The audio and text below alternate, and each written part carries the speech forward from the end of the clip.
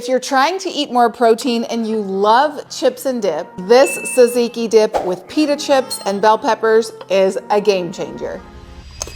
For the dip, mix plain Greek yogurt with diced cucumber, lemon juice, dill, and a sprinkle of salt. I love eating this with a serving of pita thins and mini bell peppers. It's crunchy, creamy, and loaded with protein. Snacking just got a whole lot better.